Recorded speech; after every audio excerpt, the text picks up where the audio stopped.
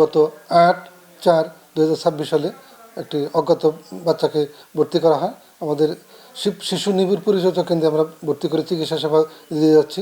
আলহামদুলিল্লাহ বর্তমানে অনেকটাই এখন সুস্থ আছে। সমস্ত কিছু সমাজসেবা অধিদপ্তরের সমাজসেবা কার্যালয় সহ আমার হাসপাতালের ডাক্তার নার্সের সহ সকলে মিলেই আমরা সর্বোচ্চ চিকিৎসা সেবা এবং অন্যান্য ঔষধপত্র দিয়ে যাচ্ছি সুস্থ হওয়ার জন্য।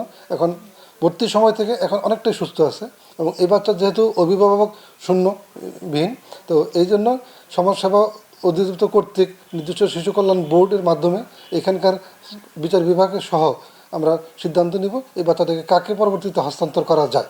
তার পেটে আর লই কেন দুনিয়াতে নেই এরকম ডাস্টবিনে ফালাই রাখলো কেন? সে নিষ্ঠুর মা, সে ভালো মা না। আজকে সে এখন সুস্থতার পথে। আমরা ভেবেছিলাম যে বাঁচবে না, কিন্তু আল্লাহর অশেষ রহমত যে এখন সুস্থ আছে।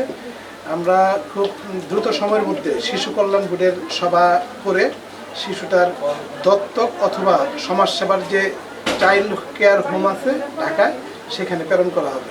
আমরা আশা করি যে এই ধরনের গর্ভ ধারণ করা এবং পৃথিবীতে আসার পরে এই শিশুটাকে অনিরাপদ জায়গায় ফেলে রাখা, এটা কোনো মানুষের পক্ষে সম্ভব না। তো আমি মনে করি যে রাষ্ট্র এবং হাসপাতাল কর্তৃপক্ষ অনেক যত্নবান হয়েছে। সমাজসেবার যে আমাদের এখানে রোগী কল্যাণ সমিতি আছে, রোগী কল্যাণ সমিতি থেকে আমরা যাবতীয় উপকরণ, শিশু খাদ্য বা অন্যান্য যা লাগে আমরা দিচ্ছি।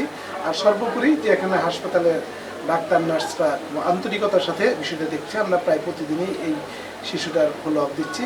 আমি বিশ্বাস করি যে শিশুটা পুরোপুরি সুস্থ হবে এবং একদিন এই শিশুটা বেঁচে যাবে এবং মানুষের মতো মানুষ হবে।